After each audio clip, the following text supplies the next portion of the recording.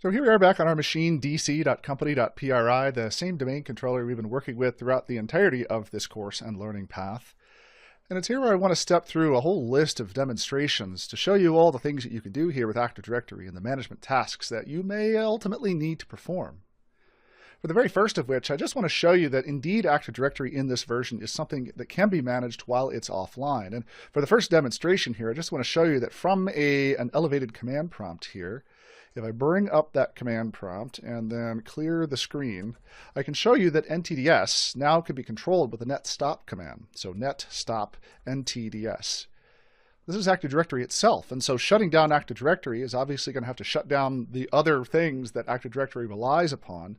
So if we do that, we can just simply power it down and power down all those other services as well. This is the first step in dealing with any of these offline tasks that we'll deal with here in just a minute. Because in order to deal with these database internal consistency checks and integrity checks, we have to have the Active Directory database in an offline form first. Now what's important to recognize here is that prior to, I believe it was Windows Server 2008 R2, NTDS was not a stoppable service. It was a service that was always on, that was hooked directly into the operating system, and that could only be shut down by restarting into Directory Services Restore mode. So it's important to recognize here that the fact that we can just shut down this service is actually fairly important for the tasks that we'll need to accomplish here in just a bit. Now, in addition to just being able to stop the service here, I want to just remind you about this Directory Services Restore mode that we talked about a bit earlier on back in the 70-410 content.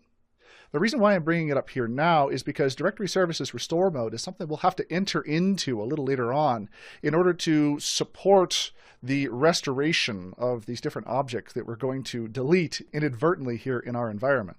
But one of the issues with DSRM that actually happens quite often in production is the fact that the DSRM password is something that is only configured at the moment Active Directory itself is configured. So when you promote a member server to an Active Directory domain controller. And so for that reason, what I want to show you here is that the command ntdsutil has the ability for you to go about actually resetting your DSRM password.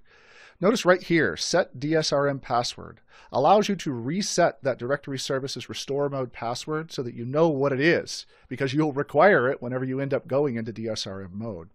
If you do set DSRM password here, that will then take you into the correct submenu so that you can then reset it for any of the domain controllers in your environment.